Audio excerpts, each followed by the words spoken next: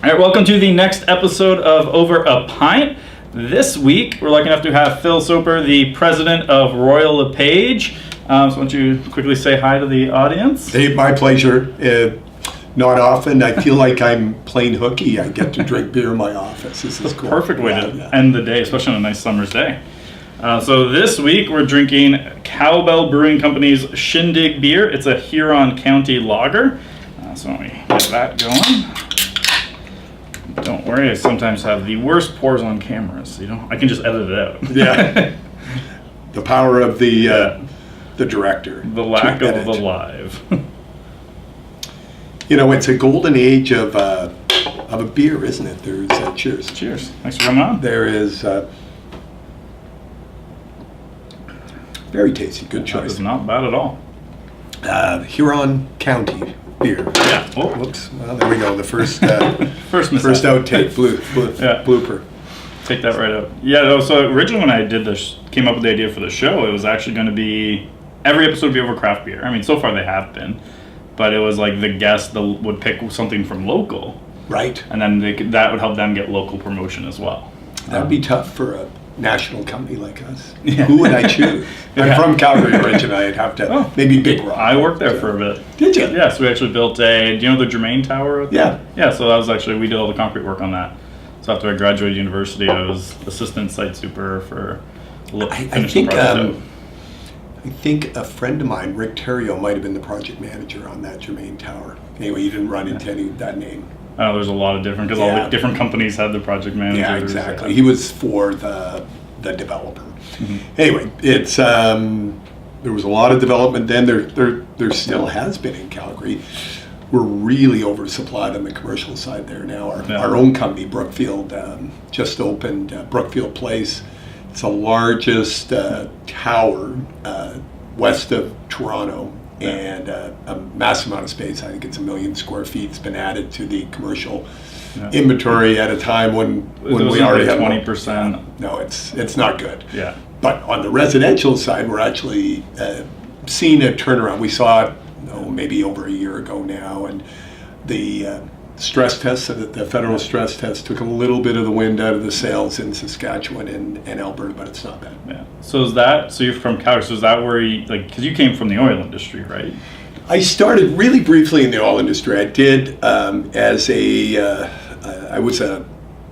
did computer science, so I was a systems engineer coming out of university, and I worked for Husky Oil. But I pretty quickly, those were interesting years. Right when I graduated, I went to India and I worked for Thomas Cook in Mumbai. Oh, cool. And I did that for a year because I wanted to do something exciting. And I came back and I always wanted to work for IBM. So at that time I was working for IBM. Oh, nice. And they moved me all over the place, including to Toronto 20 years ago for 2 years. And I met a girl, and I'm still here. So it happens. Yeah. Yeah. A lot of people have pulled those moves. Yeah. Exactly. So when did that transition from systems engineer happen into real estate? Well, first, I got into business. I was dragged out of the technical side, and in the IT industry, they call it going to the dark side. Yeah. So you go from a technical career into a sales and business career. And so I did lots of jobs. My IBM years were fascinating, particularly the .com era, because I was running various systems or consulting businesses, SAP, security, Canada's biggest cybersecurity practice and things. And it was national and sometimes international, but it was more of a business job. So I was actually recruited in, and I like to say I worked my way up in real estate from the top. My first job was as president of the company. Oh, nice. So you really started from the bottom. I really worked my way up. I can tell you it was trial by fire. Yeah. I launched in, and this was in 2002, so I've been at this a long time now. I launched in, and it had to be a week later. The Globe and Mail needed a comment on something, and of course, it takes a while to know what you're talking about. And it just so happened that I had to do it. So, we've got a lot of depth in this 105-year-old company. So I had lots of briefing, and I'd been a spokesperson person for many years for IBM, so I knew media. I just was nowhere near capable of talking with any really serious depth on the industry. But you learn fast, sink or swim. So how long until you felt like really comfortable talking about real estate? Probably really comfortable, it would have taken a few years. Comfortable, say 6 months. The problem is things already changed the first downturn you go through. Yeah. The first market swing, the first time you have a crisis. I mean, we're a big company. We've got 18,000 agents in Royal LePage, another 2,000 in our other brands like Johnson & Daniel here in Toronto. And I mean, crises happen. People occasionally do bad things, like newspaper bad things, and I had no experience with that. So every time something like that would happen, you'd learn, and you take it to the bank. I know you interviewed Tim Hudak. I bet if you asked him from the first day he entered politics to the day he retired, his learning along the way, you can see why some politicians stay at it for so long, because you're constantly learning. You're better at it with experience. So with your background in tech and real estate being notoriously slow at tech adoption, what have you kind of seen?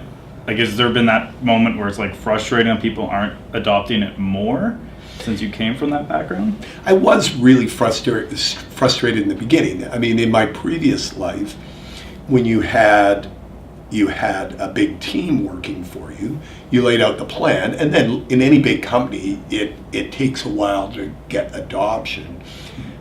But they work for you, they are employees, and they have to adopt. It is different in the real estate industry. I mean, we do fire people. We fire people for cause, but mostly it's much, running a big real estate company is much closer to being a political leader, because you have to show people the way and start marching in desert and have the guts not to turn around and look to see if they're following you. It is difficult to drive change. I'll tell you a story from way back in the day. I, coming from a tech background, IBM, when I started in the mid-1980s, had email. Fast forward 15 years later, I'm in the IT industry, and I'm at my first National Association of Realtors Expo, the big conference that was in New Orleans that year. And the fellow who ran our biggest operation in the Vancouver area was talking. We had a reception, and we were talking, and this lovely older woman came up and chatted with us. I introduced myself, and she left, and he said to me, "Oh gosh, we have such problems with her. She's great with people, but she can't figure out email." And I said, "Can't figure out email?" Email had been around for a while, although it wasn't ubiquitous in real estate in like 2002. And he said, "Yeah, we go in every few days, but there was vacations, and we hadn't been in for a couple of weeks, and there was this young couple saying, 'Hi, we want to sell our house. Our parents told us, you were the one to work with.'" Another follow-up email, "Hi, just checking in again. We really want to list our house." Third email, "Gosh, I guess you've retired. They said you might have retired. Hope you have a nice retirement." And of course, the business just walked away. There's a parallel between that and not responding to any form of communication, say spending money on social channels and not having a strategy for response or interaction. Same happened. Same thing. We picked up a client and we got access to their Facebook page. And I'll be honest, we haven't checked it in a while.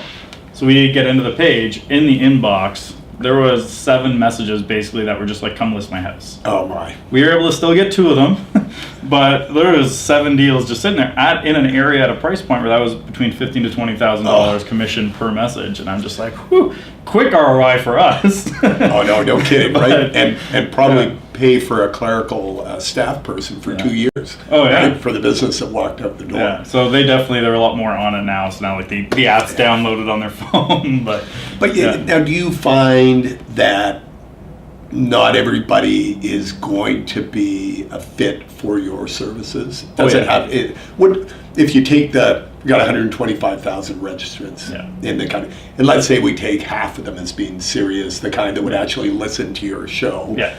And of that pie, how many do you think would be a fit for? It's very small. So like I would actually say now most of my, I guess you call them sales calls, are actually talking people out of hiring us. Interesting. Because we found that it's actually pretty easy to sell agents on lead gen, but sure, I could take their money for a month or two, but it hurts our company in the long run if they work with us for a month or two and then have a really poor experience. Right. So like we found like if someone's been in the industry 20 years and they're like 97% referral, chasing online leads is not going to be for them. Right. So to get like the right online strategy, they'd have to like almost do like a show like this or some type of content play. But for us to kind of show the ROI, because there's no like, we do this, it results in this, it's more of a branding strategy. So we offer that option to them. Very few kind of want to take that route, but like we're chasing more like the agents doing like the 250,000 GCI to about 800 who know how to do it themselves, just don't have time. Yes. And so then they outsource us, and we're good at like on the phones, because like we've literally had clients we've sent thousands of leads to who can't close them because they don't pick up the phone. Right. And then we have others who you send them 100, they get 4 to 6 deals out of it. Right. So that's the group we're trying to find, and that's why most of my calls now are talking people out of hiring us. But it's like we developed like a Facebook ads course for them too. So it's like, listen, like you can take our course, you can learn to do it yourself. If at that point you do want to up it kind of to the next level, because like our preferred client would already have started a little bit mediocre results and just wants to kind of springboard it higher. Right. So we've kind of developed things for everybody for that reason. Because there is that there's a, I guess, a benefit to using a scarcity technique. I remember one of our senior managers, again in Vancouver, just by chance, has his wife runs the I can't remember what they call it, clothing, I guess, or maybe it's women's clothing for Louis Vuitton. It's one of their shows.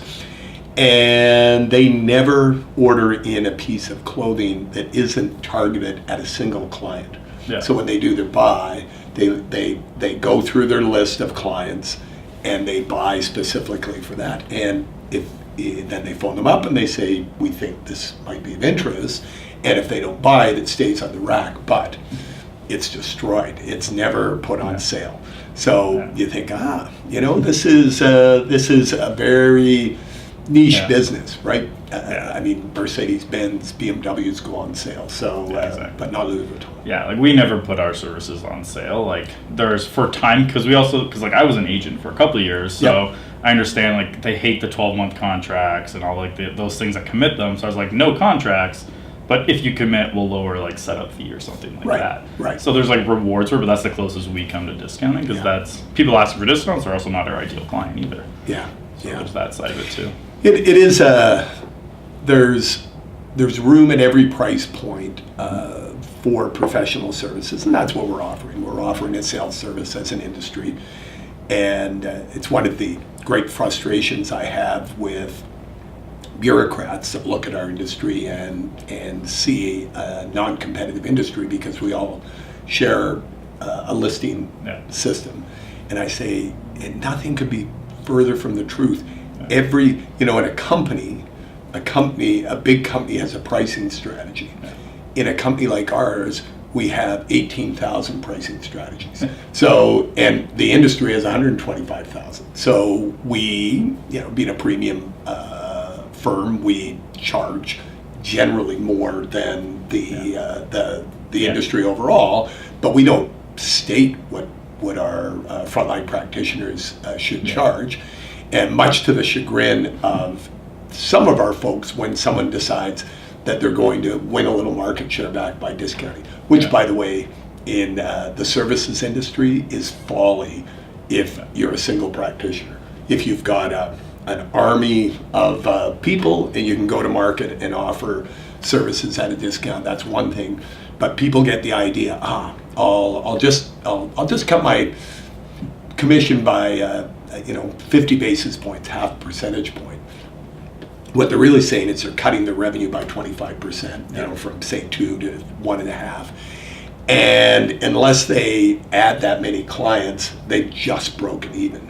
And they don't go through the math, and they don't think it through, and inevitably it hurts them. And when I see real estate companies do this, we had one go out of business in Toronto this week, which they had in it. They were a disruptor, self-described disruptor. People go, oh, was it the industry rules? And I said, no. It was their expenses were here and their revenue is here. Yeah. They did too much discounting. They weren't able to drive any significant volume, and because they were charging so much less after the rebates and things, they had an ongoing concern from day one, honestly. Yeah. And so it's not rocket science, professional services, but there are some truths that you've got to learn, and one of them is discounting when all you've got to do is sell your own time. Rarely is a strategy that's going to work. So coming from the back, if you look at, say, Keller Williams, which just announced now they're a tech company, they're not even a real estate, they're tech. Yep. With your background in tech, how do you kind of see from the brand angle your responsibility or your goal of bringing tech to your agents? Well, it was it reminded me a little bit of, you may have seen some of the headlines about Ford declaring they were going to get out of cars. Yeah. So what it really was a play to shareholders, because trucks have higher margins than cars, and what they were really saying is we're going to build crossovers, we're going to build, the Taurus won't look like a Taurus really, it'll be a hybrid between a SUV and a car, and that's what the market's wanting. So it's a little bit of a play on words, a little bit of a marketing play. All big national real estate companies are tech companies. Yeah. We build systems and overlay services that we push out to remote locations across great geographies and to a huge number of people. The vast majority of our spending is on technology and professional development. That's where all the big real estate companies spend their money. So you could say every company is a technology company, but that particular bold statement was focused specifically on public markets in the United States. So do you find that adoption from agents, we talked about it briefly, because I, in my own business, helping agents, doing a lot of trainings, also used to be a trainer for one of the brands too, is that the actual adoption was the toughest part. You create the best systems in the world. Are you guys finding that too? And what are you doing to try and drive adoption? People respect what you inspect. Mm-hmm. So I instituted a series of measurements with my team at the Royal LePage national level, and we measure everything. So, for example, when we roll out a new training program, we measure student satisfaction, adoption rate, and we do it by geography. And the team, from senior management right down to the frontline trainer, are all bonused on improving adoption levels over time and client student satisfaction. And is it difficult? Absolutely. Do you have to have realistic expectations? Absolutely. But if you have a baseline, say it's you're able to get 50% penetration with a new service into your company, the next year you should be able to do 55.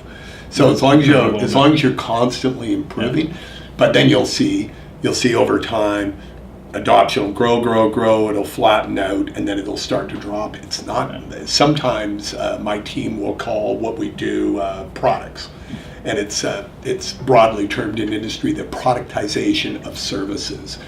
So if you're offering a financial, like an insurance product for consumers, the adoption will grow, it'll flatten, and it'll fall. It means if the product's gone through a life cycle, and you better have a funnel of new ideas and new products that are through the pilot and the testing phase when your primary product services start to drop, or you lose relevancy. And so we work on a broad funnel management basis where there's, call it for simplicity, 10 ideas in a funnel, 3 of them get tested, and one becomes a mainstay, right? So you need a lot of ideas. You need to throw a lot of spaghetti against the wall to see what sticks. So from the tech perspective too, because especially because we work mostly with kind of top producing agents, one of the things that they talk about a lot, especially because their brokerage could change any time. I know my brokerage got bought out at one point. Yep. Happened to be by the same brand, but it could have easily not been, which means we would have lost anything provided by the brand. So what I've noticed a lot of top producers say is we won't buy anything or use any of the brand ones because we want to own everything. So how do you kind of measure that impact of Royal LePage specific tech versus maybe we help them implement their own that they own? Yeah, you know what? It's closely related to what I call Ego Inc. So Ego Inc. is a top producer with a national brand who spends a whole bunch of money to develop a neighborhood brand for themselves that is virtually unrecognizable as being related to a national brand. It may feel good. They may think that they're the smartest marketers on the block, but the research shows they have no way on earth of matching the brand awareness with consumers, including in local communities, even in secondary markets like, say, Kingston or something, with a national brand. So it's Ego Inc. They can afford, if they're good, they can afford to spend it on it, but they're actually reducing their return on investment. What I like, and the same, it's slightly different with services. And say, for example, Royal LePage, I believe, is still the only company that offers an integrated CRM with membership, right? So if you're a Royal LePage or you get a CRM, some people go, well, I don't want to put my things into the CRM because the Royal LePage CRM, because what if I leave? Well, the first thing, you should never enter into a relationship, whether it's a marriage or a relationship with a firm, planning to leave. And if you do leave, it is a relatively simplistic job to transfer email, to transfer CRM. You export a flat file, you import it into the new system.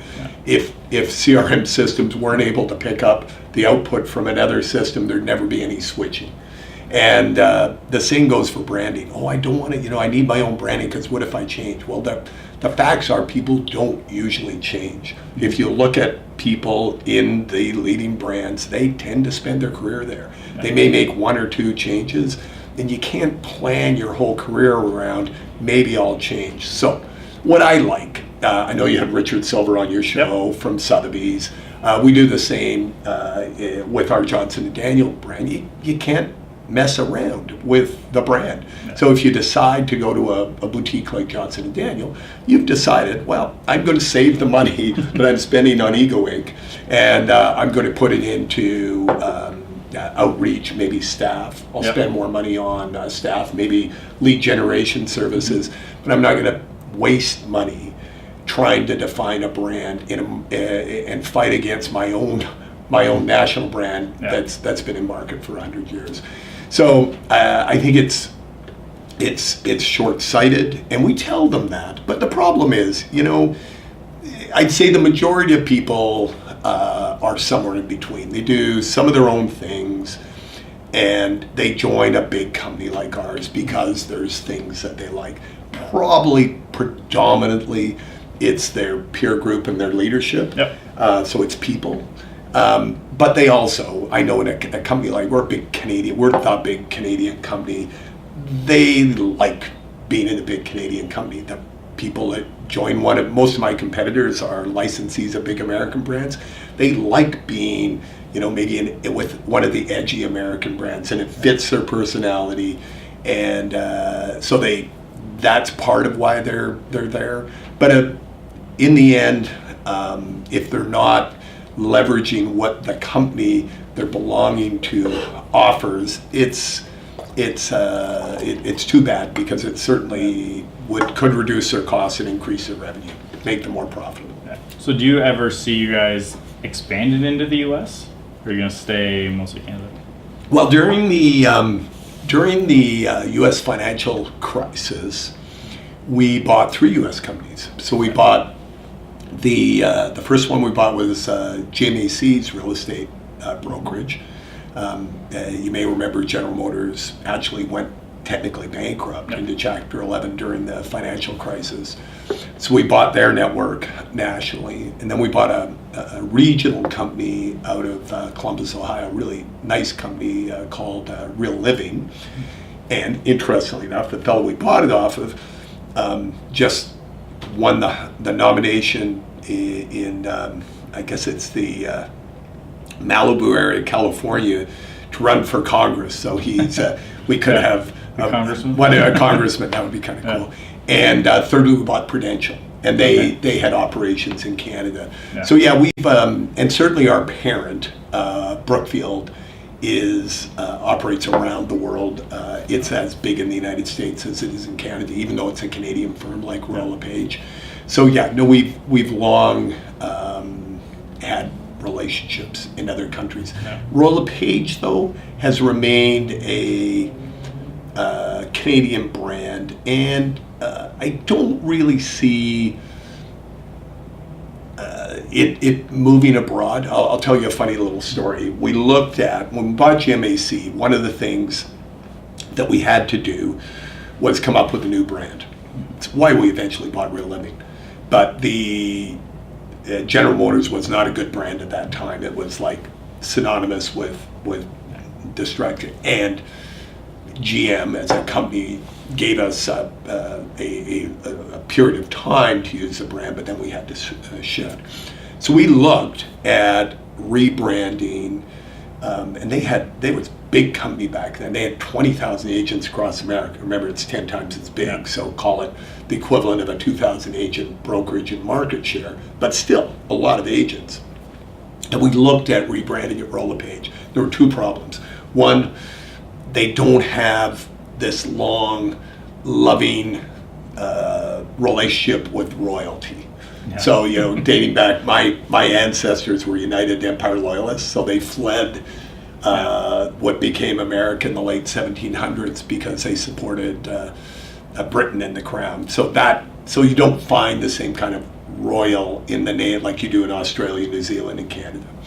And the second part is LePage is a French name, and French business names don't tend to sell as well in the United States. They sell very well in Canada because despite I grew up in Alberta, people would whine about Quebec, but secretly, if you do research, Canadians are really proud of their differentiation with the United States as being a bilingual French-English country. So those 2 things, they didn't like the first name and they didn't like the last name. And the other thing is it takes a long time to build brand awareness. You look at brands like I'm trying to think of, there's a small company called Maxwell in Alberta that's trying to expand. Really good local brand awareness, but man, it's tough to drive the awareness of that brand outside of the Calgary area. They're trying, and it can be done, but it takes a lot of time, a lot of patience, and a lot of money. Mm-hmm. So it's typically easier to buy a brand when you're moving into a new marketplace, and then just set up a back-end systems. Yeah. Exactly. So, like, if you know, like, I'm sure obviously you've noticed, but like Century 21, Remax, and a couple of those a few years ago, but they've all basically like refreshed their branding. Are you guys planning on doing anything like that, or can you not talk about it? Well, no, it's a good question. We did. Gosh, it wasn't that long ago during my tenure, and we stayed with, we call it the picket. Well, we've got it here. The font modernized a little bit, and the picket fences changed slightly, which is the right-hand side. Even the color, I think it was just a Pantone or so, just ever so slightly to modernize it. But we didn't play very much with the brand. What we play with is the underlying messages. So, we've got this Canada's real estate company is a copyrighted term, and it's accurate. In our case, we're the oldest and biggest real estate company in the country, 105 years old now, but that is a relatively recently that we introduced that for our 100th anniversary 5 years ago. Helping You is what we do has been around for maybe 10 years. So that changes the actual brand. I mean, Century 21, the brand dated back to the shiny polyester jackets. So they really needed an update of that brand. And I like what they've done with the brand. The Remax branding, I kind of shake my head at it. I'm sure they had experts that told them that was the step forward. We'll get used to it, right? It's big brand. You get used to these things. Other brands, the people refresh their brands occasionally, but really it's the underlying message you take to market that needs to be continually changing, and if you don't have the substance, I mean, you're not going anywhere. So you really need to change what you're offering, how you're training your people in our industry to stay relevant, and playing with just the tagline is it's not going to keep you ahead of the game. So what do you feel are the big challenges, not just with Royal LePage, but even like all brands coming forward, like 5 to 10 years from a brokerage model, or even 20 years? I'm on a national task force, small group of senior people that the Canadian Real Estate Association struck earlier in the year on, call it the next generation brokerage, and brokerage success and viability. Because it is something, if you look at the 3 layers that real estate is practiced, there's the national firms, or call it super regional. There's the brokerage and the frontline practitioner. Excuse me. The frontline practitioners, if they're going concerns, they're very profitable. The national firms, if they're going concerns, if they're on a startup that failed, they're very profitable. It's the in-between that gets squeezed, and I know that because I believe we're the only, that actually Sutton has a business in Vancouver, but we're the only big national brand that operates at all 3 levels. So we have a big, I guess probably the biggest, we have about 3,000 agents in owned brokerage in Quebec, Ontario, and British Columbia. So I know I feel the pain of shrinking margins at the brokerage level. So we have to focus on it for the good of the industry. And I explain it this way to my folks, my frontline people. I said, you want a healthy brokerage, you want to share the wealth for a couple of reasons. One of the reasons is because without the brokerage, it opens a playing field to everybody, and every Uber driver, everybody's kind of on the same level. If you gather together, and professional services firms have been doing it forever, accountancy, lawyers, consultants, they gather a group of professionals of like mind and quality, and they go to market together under a firm name. So there's strength in that, and people in other industries understand that. If you're not, you're the single, the lawyer hanging his shingle up on the Danforth hoping to make a living. And you tend to have lower fees, you tend to have higher costs, and you tend to have much lower market share as an individual than an individual in a larger firm. Real estate's no different. The other challenge we have is the regulatory burden is actually increasing in Canada. You probably heard some of the debacles going on in BC. Yep. It's the mechanism they're using to implement the changes, to tighten the screws on industry scrutiny. It's the brokerage. They're not going to the frontline practitioner because there's too many of them. They don't want to have 125,000 conversations. And they're not doing it with the national firms because they go through all the different provinces. So what they're looking at is the actual real estate brokerage, and there are more and more responsibilities put there. So I believe a combination of consumer protection, the best we can possibly do for the Canadian real estate services consumer, needs to come from a strong brokerage, and the brokerage has to continue to exist. Now, you can't. I will stand up and I've given share the wealth discussions. Ontario's fine actually, but as you get farther west, out to BC and Alberta, brokerage margins are really thin, and you get a lot less services from your brokerage than they'd get in Ontario, and you have more brokerages fail. And when they fail, it disrupts the industry, it disrupts frontline practitioners and this sort of thing. So I'll give those share the wealth speeches, and people actually, they come up to me afterwards and say thank you, and I say, so are you going to go talk to your broker and offer a part of your split to them? They go, oh, don't be crazy. So I realize that it's not a turn on the dime thing, but I also realize that people will go where they have the best quality of work, quality of life, quality of work, and where they maximize their earnings. And it's both things. We know in business in general that compensation alone won't make you happy. We know if you give someone a raise and you do nothing else, the money goes into their bank account, and in a few weeks it's forgotten, and they're sad again. So you need a positive work environment. You need good quality of work. You need good leadership. You need strong peers. You need to create a culture that makes them feel like positively engaged in something that means more than just earning a buck.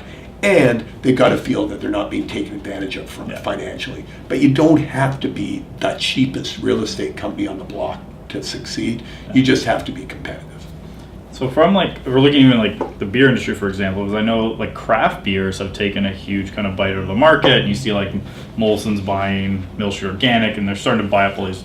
Do you guys see anything similar in our industry of like boutiques kind of becoming nice little upstarts, and how do you kind of compensate for that? They're taking more and more share. I guess a couple of ways. Firstly, we're seeing more, particularly in Ontario, we're seeing more. Our term is agent corp. Yeah. So we take a team, a senior practitioner that has employed labor or hired people to work for them, and they essentially become a practice within a big practice. Yeah. And that in itself, particularly if they reach some size, is an answer to the demand for boutique services. Mm-hmm. We also have something we call the Royal LePage Luxury Alliance. We just acquired the largest real estate company in the Laurentians, which is the equivalent of the Muskokas north of Montreal, and we merged it with our Royal LePage business there, Royal LePage as we say there. So it's located in Tremblay.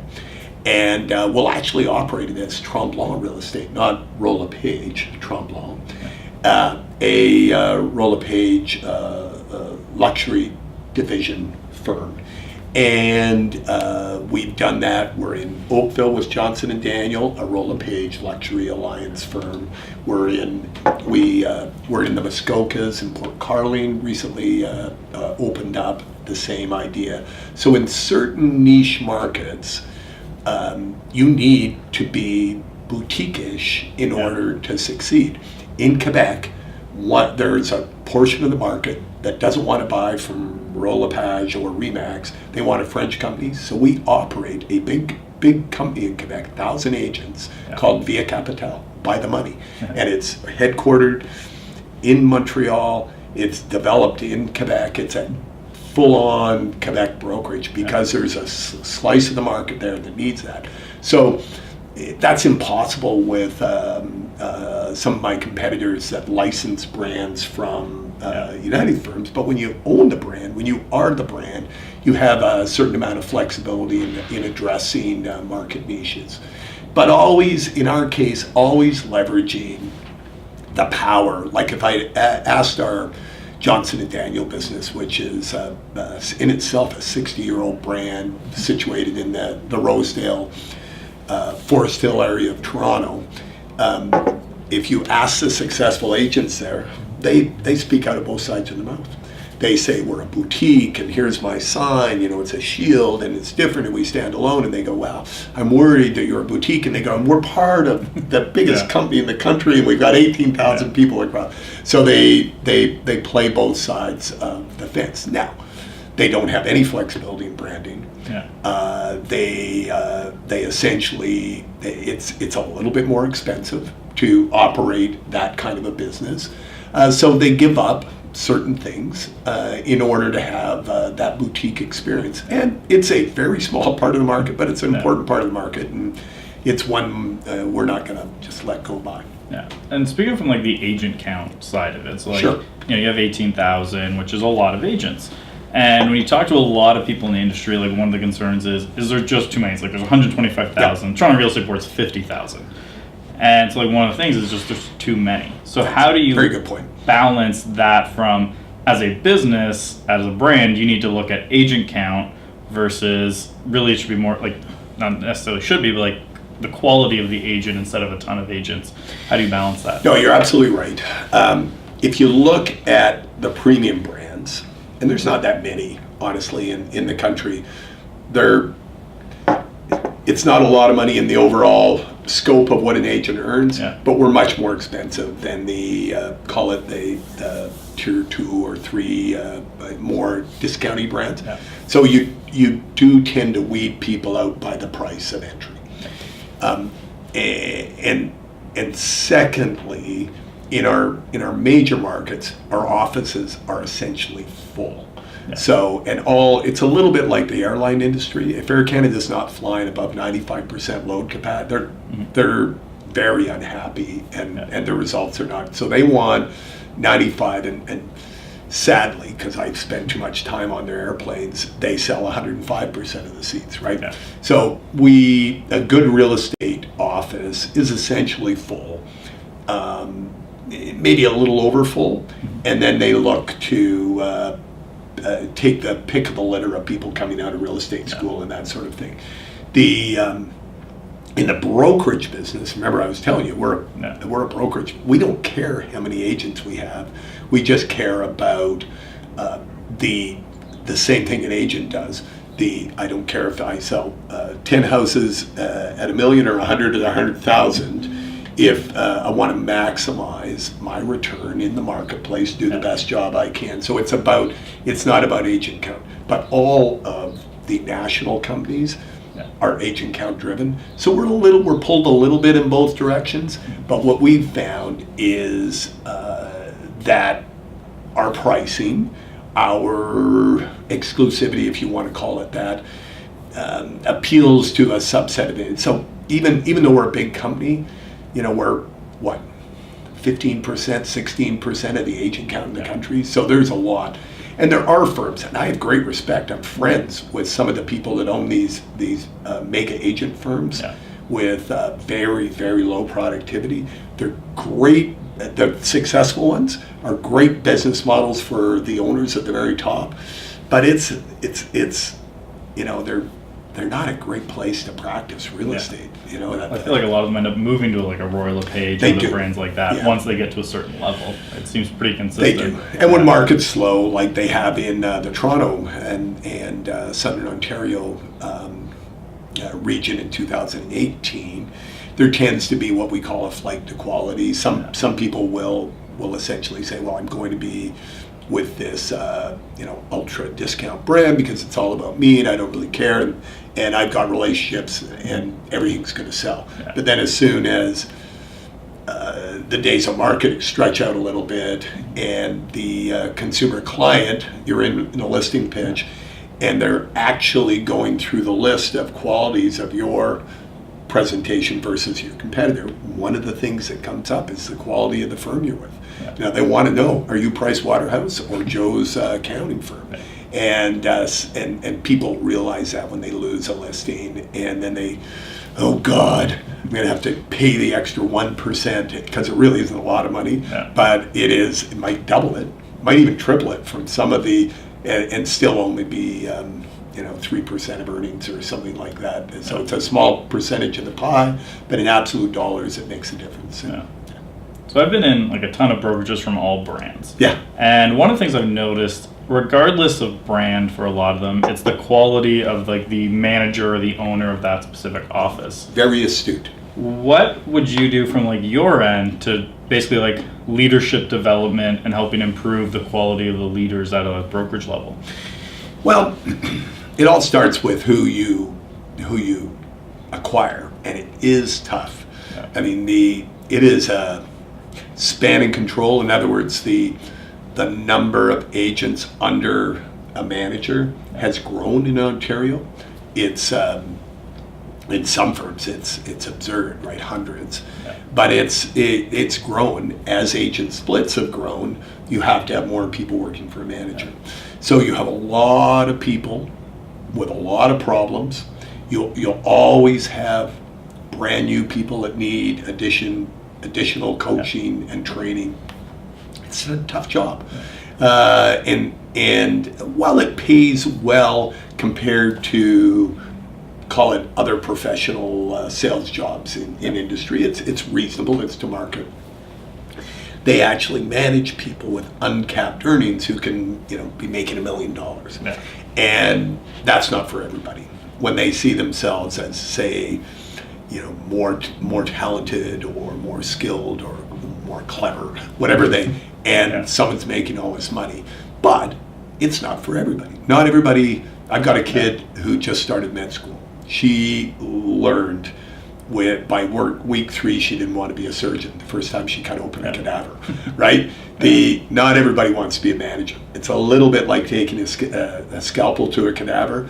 Some people go, this is fascinating, I can see how I can help other people, I could get joy and fulfillment from this, and it's the kind of job that works for me. And other people go, not with a... So it's tough to hire good managers, but it doesn't mean you give up. You continue to go, you dig, you develop, you take people from the sales ranks, and if I look, we've got a lot of management talent in the GTA just because we have so many agents, and I'd say every year of the new managers that come in, probably a good third of them are agents who have moved into management. Now, some of them were managers in previous lives, got into real estate, and then went back to real estate management. They're probably the strongest.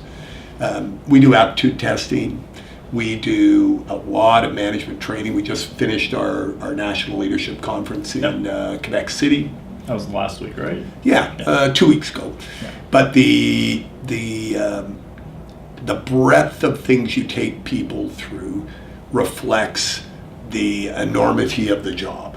So I have great respect for a good brokerage manager, and there's great love for the good ones from the agents. Even they'll beat them up during the day, and then you'll go to a dinner at night, and they'll give them a standing ovation. So they abuse them, but they love them.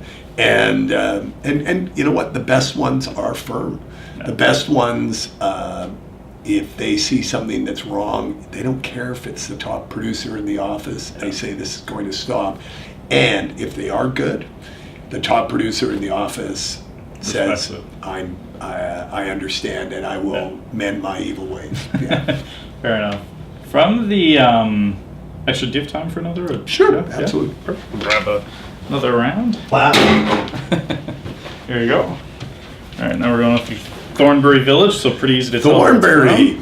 Actually, did my conference not too far from there last week. So very cool. This is the home of Royal LePage locations north. Desmond von Teichmann. Hey, Des. Yeah, like similar like the Royal LePage Shelter Foundation, my conference goes to support a local women's shelter there. Really? So 100% of ticket sales go towards a local shelter in Collingwood. So and how did you land on that particular charity? So I kind of didn't choose it, So my brother-in-law's father runs a mountain bike race in Collingwood every year that supports this charity. And this is not the body of a mountain biker, so I'm never going to win that race. But I'm like, you love doing it. Yeah, and it's a lot of fun. But I'm like, if I'm not going to win the race, I could win top fundraiser. So I was just like, what could I do? I'm like, well, agents already pay to come see me speak. So I was like, so originally I was just like, I'll do like a small $100 a head. I'll train them on Facebook ads for a day. Yep. And then I mentioned it to someone. They're like, oh, I'd come speak if you do that. And then someone else, and it kind of snowballed from there. And I was like, I basically have a full conference ready to go. So instead I switched it to just like a regular conference, speakers and panels and all that. 100% of ticket sales go to charity.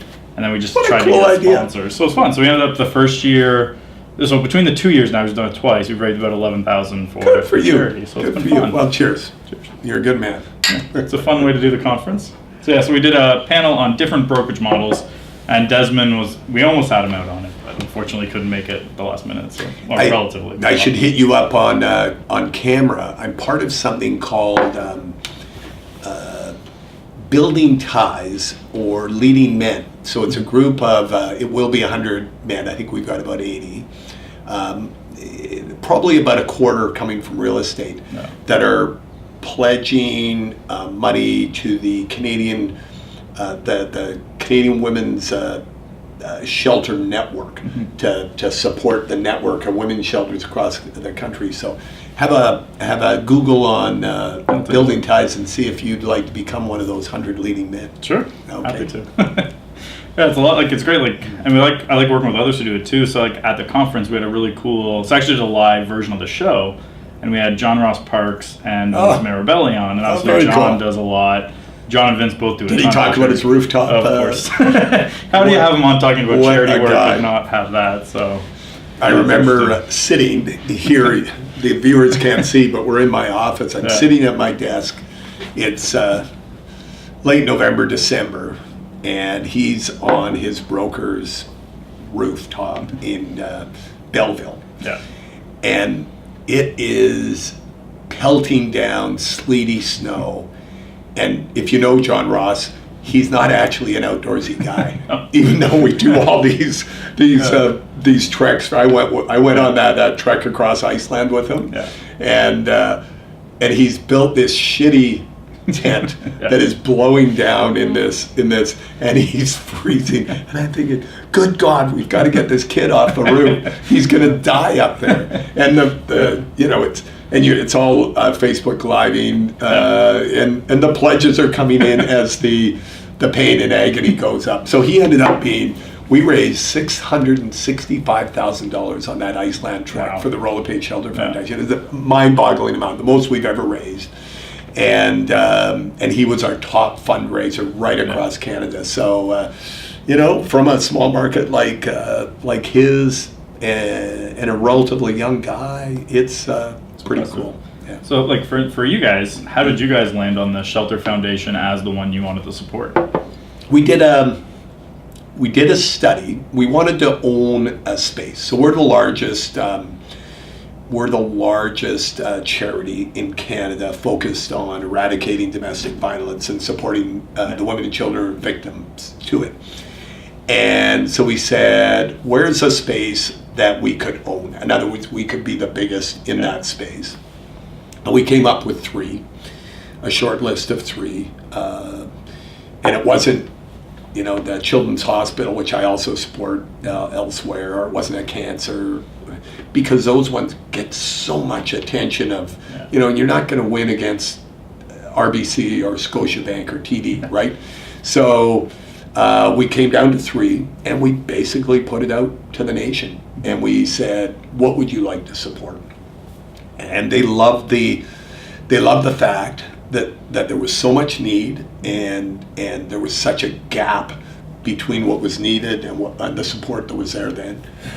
And they loved the fact that there was this parallel between us as an industry providing a form of shelter, a form of safety for families across the country, and these people, these poor women and children, had nowhere to flee to, and so it it took root. It was really slow and tiny in the beginning. You know, I came in at, we've been going 20 years. This is our 20th anniversary. I came in at year 5. And man, it just snowballed. And it became embedded into the very culture of the family. I just hosted the first Royal LePage President's Cup. I don't know, are you a golfer? No, I'm allergic to grass. Are you seriously? Yeah, I started to golf. My grandfather owns a couple golf courses, one up like 5 minutes from my house. So I started getting pretty good at it, and then developed this allergy to grass, which the allergist describes as you're a 9 out of 10 on like the allergy scale. So for it's grass. serious. Yeah, like do you live in a condo? No, but I've hired someone to come do my lawn. So you don't. So you're okay sitting on a deck as long as you don't touch the damn stuff. Yeah, relatively. Like if it freshly cut, then that's why I can't go golfing anymore. Is that freshly cut grass? It's miserable. Like if I tried to cut my own grass, even like if I wore full long sleeves, everything, by the end of it, I'll just red puffy hives and all that. Yeah. Brutal. Well, that is interesting. Killed my golfing career. Yes, well, that would do it. Yeah. So anyway, I took this group out in a Ryder Cup style competition, and guess what? The foundation was supporting the Royal LePage Shelter Foundation. We've got a motorcycle club, which I obviously have. So you bring your helmet in today? Oh yes, yeah, exactly. So we started this thing up a few years ago. We call it the Ride for Shelter. So we do rides. We did a great one through Utah, Arizona, and Nevada last year, associated with our national conference. And we've got men and women. I think we're about a 30% women now, riders, not pillion passengers. And guess what? The sort of underlying assessment or the purpose is to raise money for shelter. We do. I'm heading out to the East Coast or West Coast this fall. Our manager for Western Canada hosts a fishing event for Royal LePage in Campbell River. It's for shelter. It's fishing for shelter. Desmond von Teitman that we talked about earlier. This one's a little weird. We call it Cast and Blast, and it's Alex Osai from Royal LePage Meadowtown in Milton and Mississauga area. I've been there. And Desmond up north, Collingwood, Thornbury, etc. And we do a day fishing on the credit, and then we go shoot skeet, clay pigeons, and for shelter. So the Shelter Foundation is like our raison d'etre. It's the thing that when we gather, when we get our conferences together. One of our national board members, Kent Brown, is like a 4th generation auctioneer. His family's been auctioneers for years and years. Runs a big brokerage for us, Royal LePage team in Ottawa, and he does auctions at our conferences, at our gatherings, and weird little things. We've got a faux fur coat, like it's made of polyester or something, that was bought at a national conference in St. John's, Newfoundland, maybe 10 years ago. This thing has raised tens of thousands of dollars. At every conference, it'll go for somewhere around $4,000 or $5,000, and you get to embroider your name in it, and it's got its own Facebook page and web page and all this sort of thing. Royal LePage fur coat. We've got stuffed animals that travel the world, and it's just all an excuse to donate money to the cause. And it's great for culture. As a leader, a business leader, if you can create something like this, and you can do this on your team, on your real estate team, you can do this for your brokerage, you can do this for your big national team. You can create something that's bigger than just making a buck, that gets you together and drives some purpose in what you do. It is a beautiful thing. So as a leader here in your office, what do you do to foster culture? Because I look at what can I do in my own business to do it as well? That's a good question. I mix real estate people with other people. So if you look at the mixture of the senior leaders, Royal LePage Canada, the national firm, Carolyn Chang, who runs, she's my COO, was a Deloitte consultant back in the day. She's been here 15 years. George Heels, who runs business development, our M&A activities and things, was a real estate agent as a young man. And you can go right through the ranks and you find a mixing of cultures, picking the best of breed from out of industry to in industry. And I'd say on a real estate team, look beyond your expectations. People joke about they meet a waiter at the Keg and they say I should hire that person as my assistant. You really need to do that sort of thing. You need to invest and build talent. You can't expect to hire everyone perfectly packaged and ready to go on day one. It takes time, and you've got to realize it's the time you spend on developing talent is every bit as important as the time you spend on other forms of marketing or lead generation and that sort of thing. So, and then the culture itself, I guess it's being authentic. It's caring about people. It's spending time with people. You have to love what you do. If you don't love what you do, people see through it immediately. And if you've got senior people on your team that don't love what they do, people will see through it. If you've got someone who's not a fit, it's really important to deal with it sooner rather than later. Even if they're a family member, I hear this, or hiring a friend. Friends and family is Yeah, exactly. And you know what? Their learnings. They're great educators in our industry. We have wonderful relationships with the Buffinis, with Richard Robbins, with Chris Leader. They're all such passionate, brilliant guys, and they bring so much to our teams. But we also have to go outside of real estate and listen to people that talk about how human beings interact, how businesses in general can optimize and be the best they can be. So it's important to mix. I look at a guy like Stefan Swanepoel. So runs arguably the premier consultancy and research and think tank like organization, his T360 organization in the U.S. If you go to one of his conferences, and their real estate conferences, the content's probably 40% real estate, maybe half, and 50% from business, life, leadership in general. And I think it's part of the reason he's been so successful is he brings interesting and tried and true ideas to the table from the world over. He's a thoughtful guy and he makes it work. So speaking of looking outside of real estate, who do you, at your level, who do you look to, maybe not mentor being the right word, but where do you look for inspiration and advice and things like that? Good question. I'm quite involved at this stage of life. My kids range from 19 to 27, so even the 19-year-old's off at university. So the demand on the home life, and my wife's a busy professional, so she has no time for me. so I'm on the Ryerson Business School, the Ted Rogers School of Management. I'm on the board there. I help with sick kids. I'm a board member on a tech startup in town and each one of these groups has bunch of people. There's academics, there's young people, old people, octogenarians, and they bring such a variety of ideas, and you have to be willing to sit and talk. I know I do most of the talking in this scenario. That's good. They want to hear from you. But in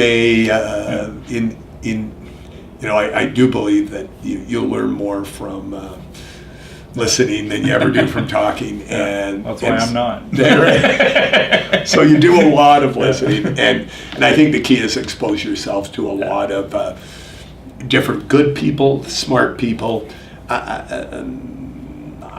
I read. I know it's so old-fashioned. I still read. I like audiobooks. Stack of books there. I know it's embarrassing. I need a bigger bookshelf. So new ideas. I like to start my day. It's quite funny. I get up early and I have my laptop, my big old iPad, and a newspaper in sort of a semicircle around me, and I have a cup of coffee, and I soak up what happened overnight, and I fire off my initial sort of salvo of thoughts and ideas and responses and things. And for me, that's how my wife, she gets up and she ejects out the door. She's so efficient. Me, I like an hour and a half or 2 hours in the morning before I throw myself into, like, this is a job where there's a lot of people, right? My days are usually filled with people. And so I like that quiet at the beginning of the day to sort of kick things off and to think about what needs to be done. Yeah. So when you're looking at people who have a lot of success from the agent standpoint, because you've obviously dealt with thousands of agents, what do you see the similarities of like top producing agents? Interesting. Top producing agents aren't necessarily the people with the big personality. Sometimes they are, but they aren't necessarily. I find they do, however, share a few things in common. They tend to be well organized, or they can manage an organization that keeps them organized. So organizational skills is a key. They tend to be people with a high degree of commitment. So responding, not dropping calls, getting back to people, being responsive is absolutely key. They don't necessarily have to have a huge amount of self-confidence. Some of them are the most self-confident people I've ever met in my life. Others, they're just the kind of people you'd see as a character in a movie or a TV. They're full of self-doubt, and they're just so good at what they do. So I don't think that is necessary. They tend to be likable people. Not all of them are. I've seen people who are less likable with their peers and with their management, but they seem to be able to turn on the charm with their clients. But I'd say the most successful are honestly, they enjoy working with people at all levels.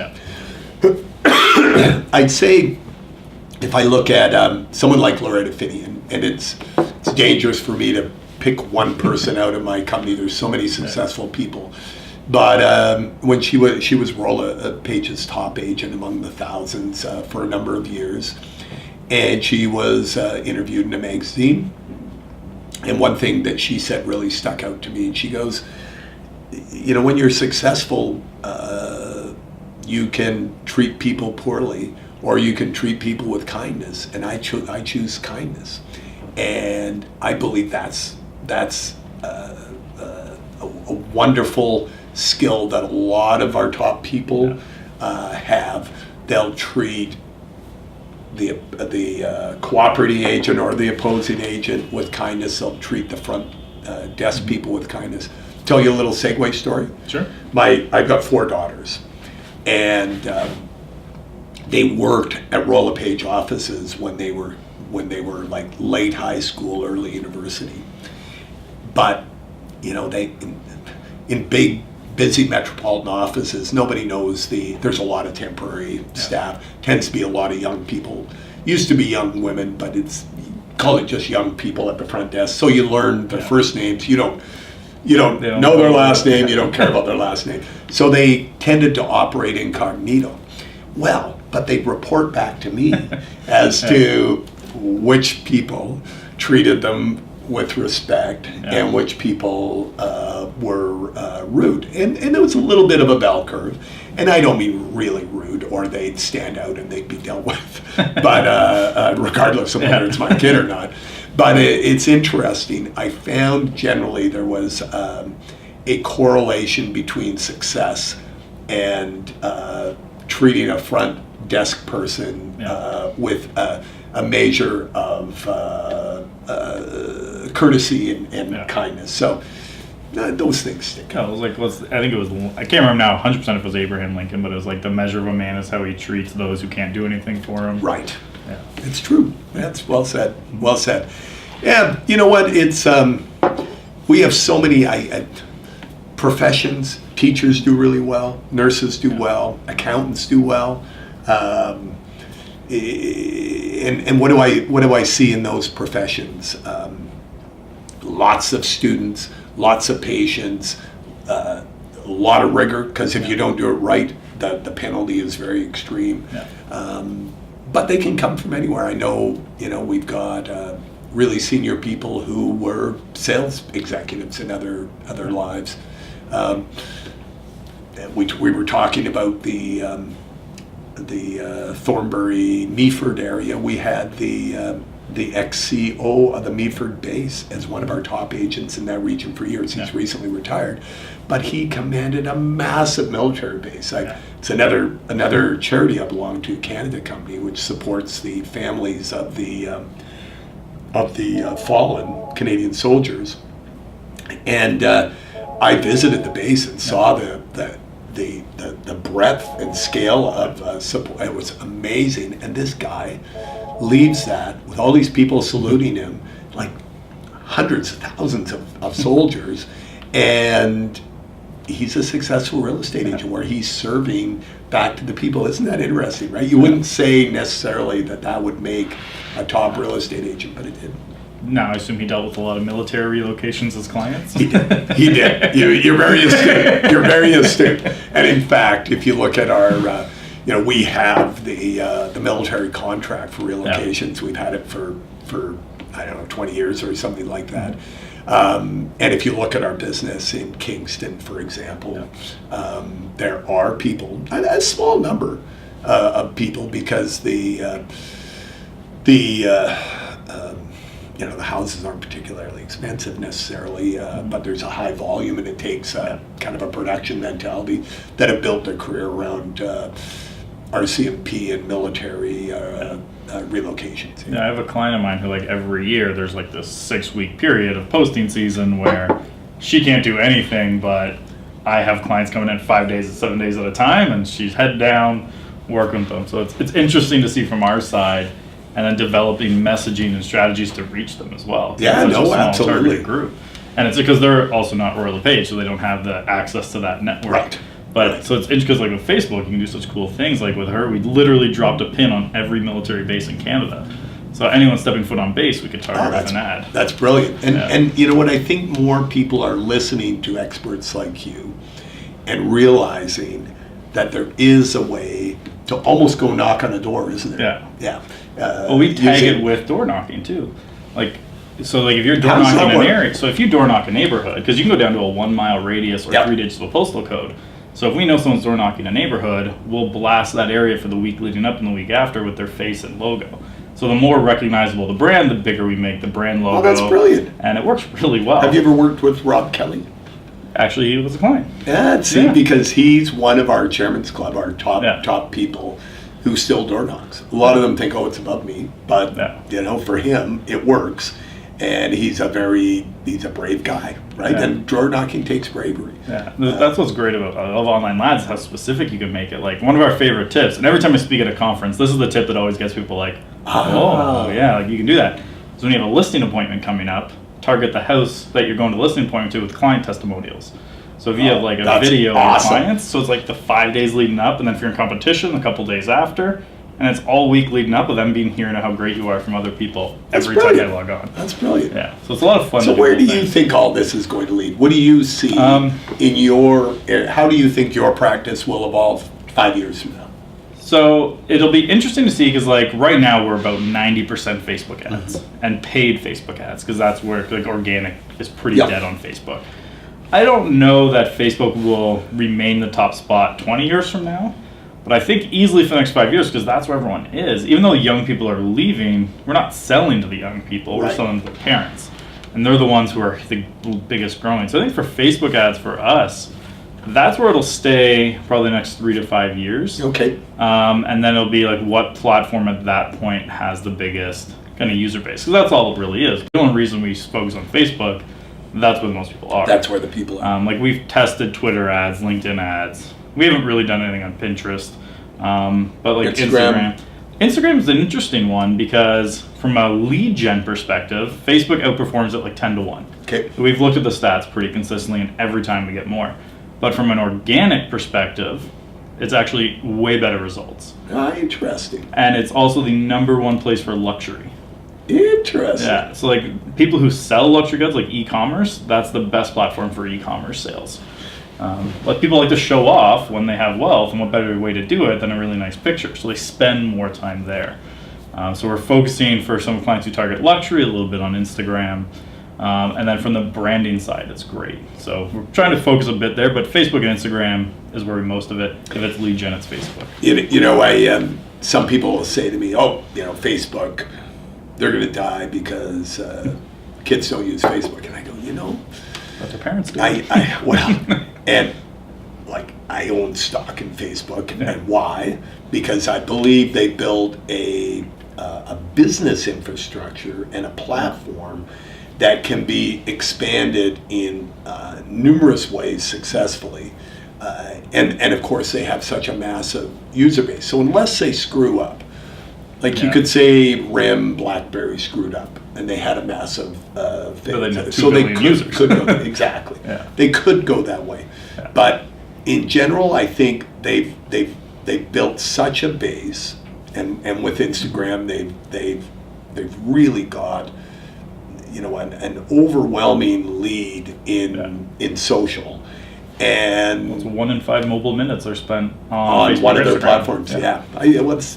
And I know we use it for small group message dissemination, because we're a Google enterprise company, and we use most of the Google tools, but we tried, but we just don't find Google Hangouts is a technology that we can get people to adopt, at least today.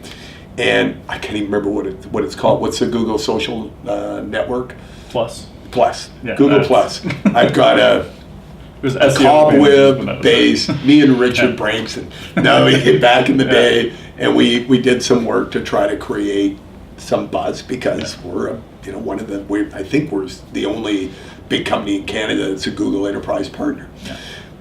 But we said, okay, if Facebook's where it is, when we have a task force, we often communicate. We use Google Docs and Drive as a way to collaborate on paper, but for communication, we use the Facebook infrastructure. And I think they'll evolve that. I think they will make it more business-like and more useful for businesses. They'll have a business manager, the workplace on Facebook, so they have quite a few now. Yeah, and I think that'll evolve, and I think that's a natural. And I'm hoping that Microsoft does something with LinkedIn. I haven't seen a lot of changes. So it actually has been improving. I've noticed, because I basically for a while there was just like, besides having your resume there, it was useless. Right. I've noticed the past year or so it's been getting better, even from an engagement standpoint. So I've started a little bit taking some of the strategies that worked on Facebook and pushing them on LinkedIn. But I don't, from the agent perspective, I don't think it's great from getting consumers. Right. But agent to agent referral, agent network, for me, for getting more speaking gigs, it's great, because that's where high level executives generally spend a little bit more time than Facebook.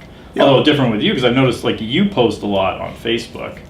How much of that is, are you writing all the content that you post on Facebook? No, I write all my content in that early morning on Hootsuite. Blitz, exactly. And I use Hootsuite, and I typically decide, because I use all 4 platforms. So I use I use Facebook, Twitter, Instagram, and LinkedIn.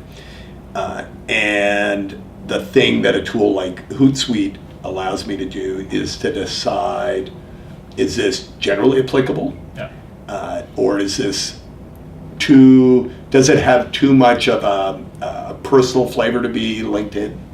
And so I just take LinkedIn, it goes to the other 3. Is it too dorky business-like? And then I'll drop off Instagram, which has a lighter flavor, and maybe Twitter. and I'll just push it through LinkedIn and Facebook. I find Facebook is essentially a common denominator. People will engage, and I have a large base because it's a big company and I do a lot of things. So I find people will engage on my musings on economics or pictures of my dog, right? So Facebook it'll attract a different view.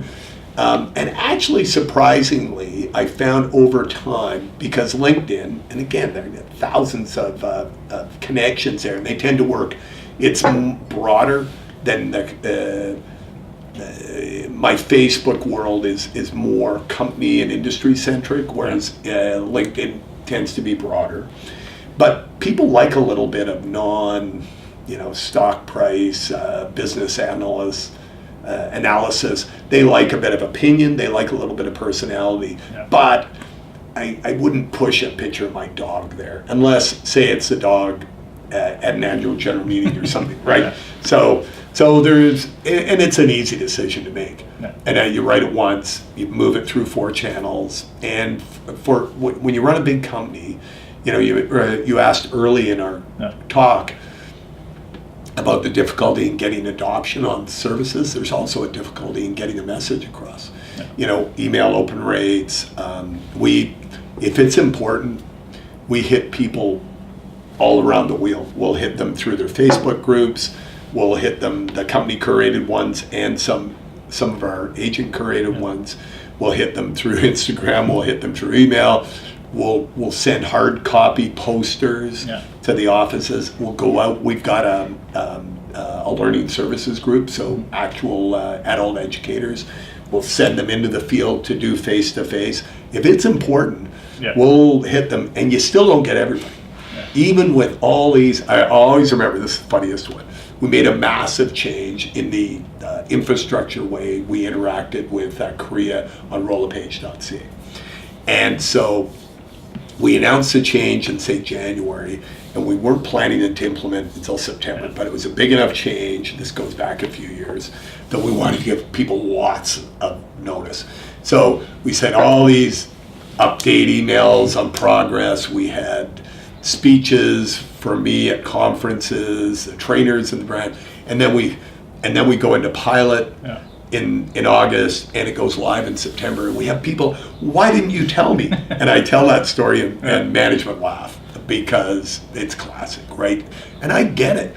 Your head's down. You're dealing with a sphere of influence of 1,000 people. And say you're an individual, you don't have any administrative help. You've got all these balls in the air, and you've got to decide what you're going to be responding to and what you're going to focus on. And sometimes really important company information just slides by, particularly if you're not the kind of person who's going to go to a conference, who's going to participate in a company social or charity event. If you're a little bit of I'm here for business and business alone, it's easy to miss out on messages. Well, I remember when I was selling, you get your messages from your brokerage, you'd get it from the brand level, you get RIA, CREA, RICO. Oh, absolutely. Plus all the vendors who buy access to the list. It's just that endless stream of messages. And then the news, you got RAM and Inman and then normal news, right? Like CBC and such. We have no shortage of sources of information. And I guess, do you find you have become a better sorter and color as time has gone on? Yeah, so I've used different tools that sort out messages, and I'm a lot quicker on the unsubscribe button now. Okay, me too. I do a lot of that, especially because I use Gmail for business, and it's just a one button unsubscribe. So I do that a lot more now. Yeah. I used to I ended up getting rid of it because there's too many that have filtered out, is I actually filtered to spam any email that had the word unsubscribe in it. Because the second that comes in, I was like, I don't want it. But there is so many still vendors that I deal with, because now we're starting to work with some vendors to run ads to agents. Because you're doing it, we just want to basically do what you do, but for us. So I was like, so some of the messages coming from them would all have that on it. So I had to start taking that out because we missed sales inquiries basically. Right. So we've had to make some changes there, but it's a lot of just every time it comes in. Be a little bit vicious. Yeah. And you have to be quick on it or they start coming way too often. Yeah. Yeah, you look at, I remember subscribing to one Groupon feed years ago, and there's still some that sneak through because they have one database with your contact information, but they have multiple entities. There's Groupon Deals and Groupon Local and Groupon. Also, I went to the home show and I dropped my card to win a couple. Like 3 years later, like I saw you were at the home show. I'm like, that was 3 years ago. Like, let it go at this point. We know that particularly young people, like I think of kids my daughter's age, will give away a treasure trove of personal data for something as trivial as a cup of coffee. Yeah. But there is a price, isn't there? There's a price in terms of dealing with the hassle. Facebook issues now is they thought, like, I guess people didn't read a lot of the, like, obviously no one reads privacy policies. No. I know, like, actually I know one woman I went to school with who reads them. Who would read them? But she also worked for the government in, like, dealing with those, so I get why she read them. But yeah, like, nobody reads them. They just click accept and go. And yeah, now, like, the kind of people are realizing how much Facebook actually knows about them. And, like, it works to my advantage as a marketer because I can start building lookalike audiences and doing all these really cool things that when you actually understand how it works, it is a little creepy. Now, do you put a cover, a Post-it cover or a sticker over the camera on your laptop? I keep meaning to do it, but I don't have any tape at all. I don't. I remember this famous picture. But I'm like, who's coming after Zuckerberg with a Post-it sticky on his... and I'm thinking, surely... I run a Windows Dell laptop in my case. Surely a combination of Dell and Windows have figured out a way not to let people hijack my camera. So for a guy who used to run a national IT security practice, I'm fairly trusting when it comes. But I've never had, touch wood, identity hacking. I've had people, gone into, I remember once I was with one of my daughters and we're buying her some clothes on Yonge Street in one of those awful stores that run up from college, and they go, if you want to use debit, just go across the street. That's our store too. Yeah. We go across the store, and the bank's phoning me within minutes. And we've been hacked, but they're so good. They're on top of it, and so I'm a little more trusting than I know my mother, the fears everybody and thinks everybody's going to rob online. And really, if you look at how incompetent the U.S. government is and how they're incapable of executing almost anything of any sophistication, that they'd be spying on you or I seems incredulous to me. But that. So speaking of the U.S. government, because I noticed, like, in your Facebook feed, for example, like, you talk about Trump. Yeah. How do you find, especially as, like, the leader of a business where people have, like, obviously, like, within your company, you'll have people who are very pro-Trump, you'll have people who are very anti-Trump. Yep. How do you go about dealing with talking about those polarizing issues from a leadership standpoint? I try to be non-hysterical and present facts. So, for example, right now, I believe the trade war is hurting the Canadian economy. I run a big Canadian company, and it's hurting my company. It's hurting my people. It's hurting Canadians. So, in that case, like, for example, this morning, I laid out the difficulties that the CEO of Levi Strauss and Harley Davidson were having with Trump policies, and how in Harley Davidson's case, it had cost them $100 million in cost because the reciprocal tariffs. So Trump slaps on these massive arbitrary tariffs on Europe that relate to a tiny little part of the American industry, and Europe retaliates and put a big tariff on, among other things, Harley Davidson. It's one of the few vehicles that get shipped in volume from America to Europe.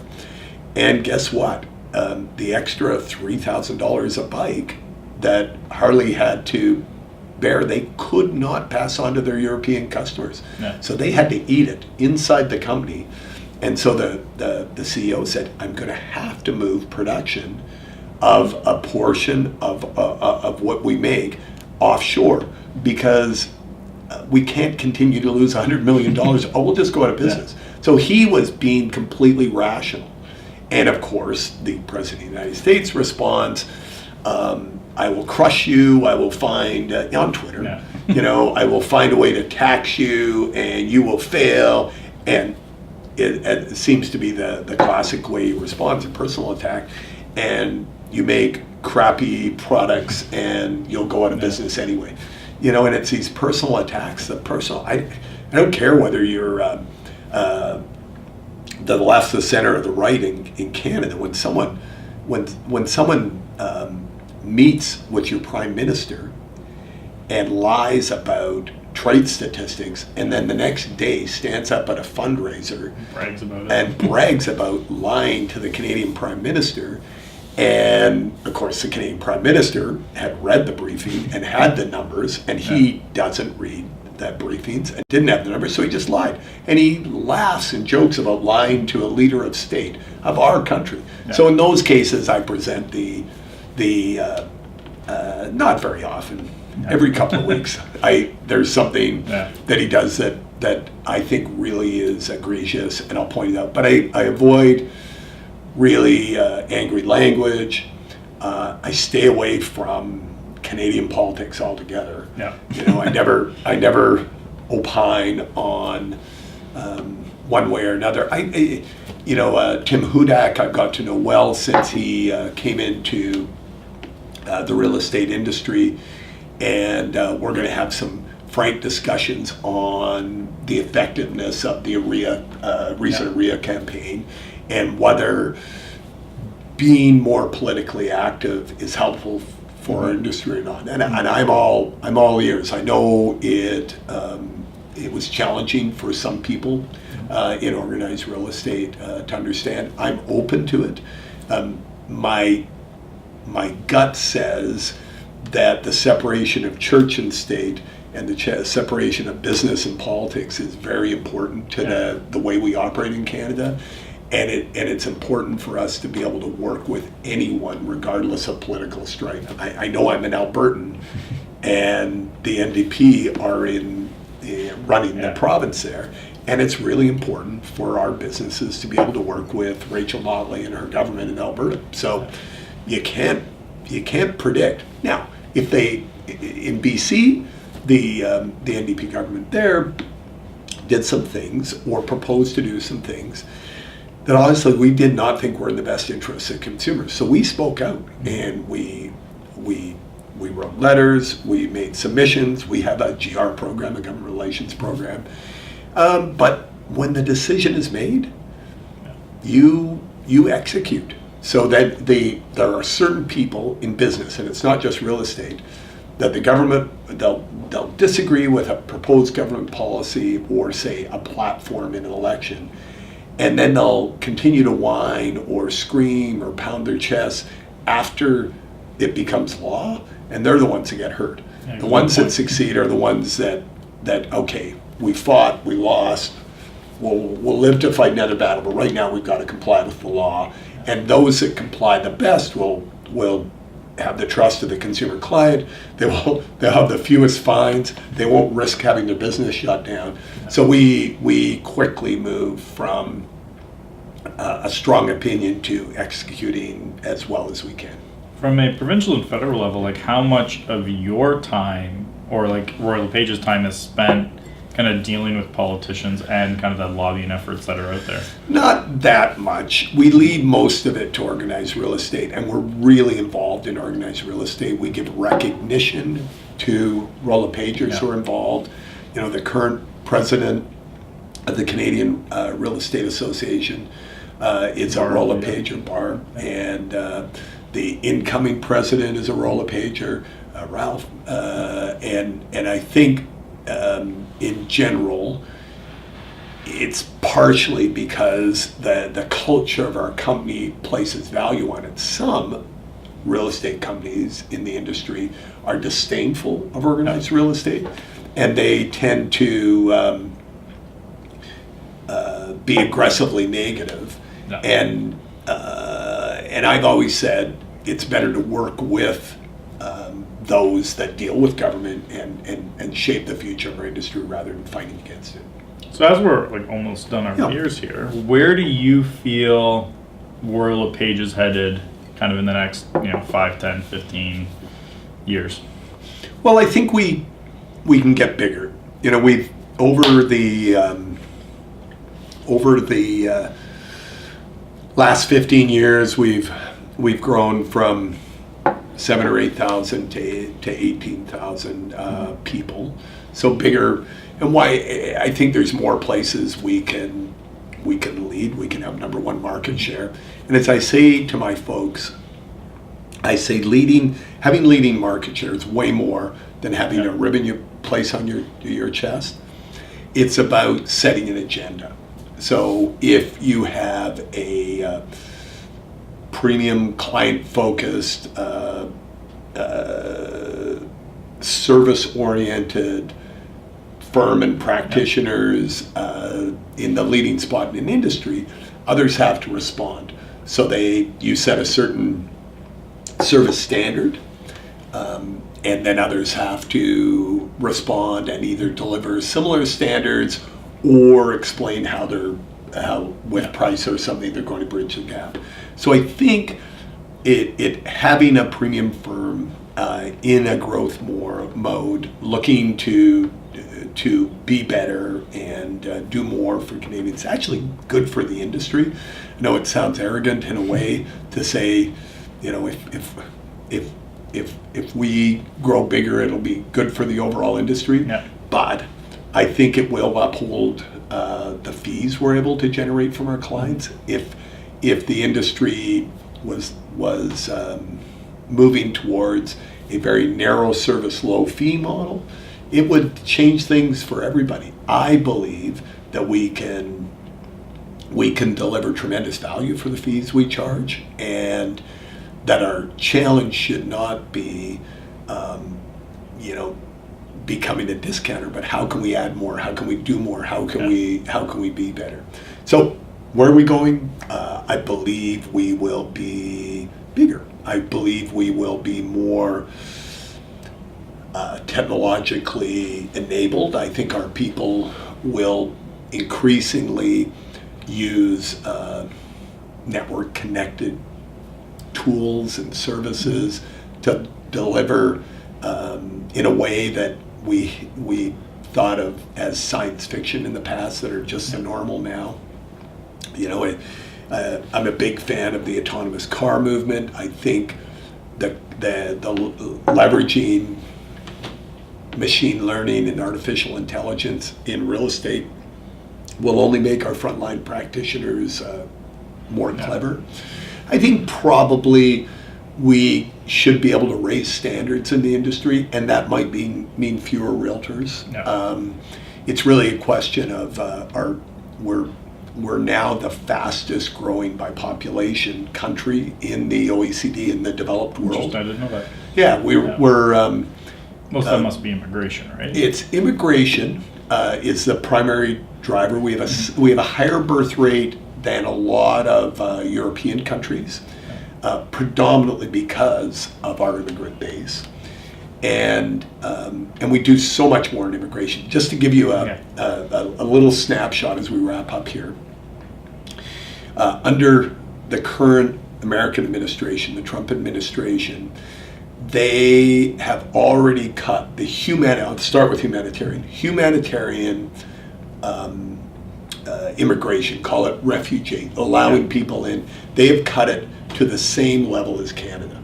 And they're 10 times bigger. And they're 10 times our size. So they were doing, under Obama, they were doing less than most developed countries in the world, and now they're down to, it is among the lowest in the world. So it's quite shocking, but it doesn't stop then. A lot of people say, well, it just stops then. It's about illegal immigrants, poor people at the Mexican border. No, they bring in about 1 million people a year. We bring in about 1/3 of 1 million people a year. So they should be 10 times if they were going to grow at the same rate of us. They're bringing in 3 times. But he has a plan on the table to cut that down to about 600,000, which would mean Canada brings in over half of the new entrants as the United States does. Now, why is this important economically? With women participating in the workforce at roughly the same rate at education and workplace as men, we're just having fewer babies. Yeah. They're having babies later because they finish school later, men and women. They're leaving their parents' home later. Everything is sort of skewed a little older. Yeah. And this all works with longer lifetimes and working lives, except it doesn't work with fertile periods. So you just have fewer years left to have babies. And we're having not enough babies to replace our population. We have around 1.6, 1.7 babies per fertile woman. We need 2.1 to stay flat. Yeah. If the United States stays their current course, both Canada and the United States has the lowest unemployment rate in 40 years. Yeah. 40 years. They have a labor shortage there. We have a labor shortage in certain areas now. If we don't continue to find ways to welcome the world, and 90% of the people we bring in are what we call economic immigrants, or people with skills that add to Canada. They have to obviously learn how to live here, and we have to be tolerant enough to allow them that chance. But they help grow our economy. If they don't, we're like a company that has falling revenue and growing costs. They get squeezed. Programs have to be cut. The standard of living for our kids and our grandkids is at stake. Canada's heading in the right direction. The United States right now is not. And so I'm hopeful about Canada. I think it's probably the best place in the world to practice real estate, and definitely the best place in the world to live. Awesome. So if you have one last message for everyone, what would it be?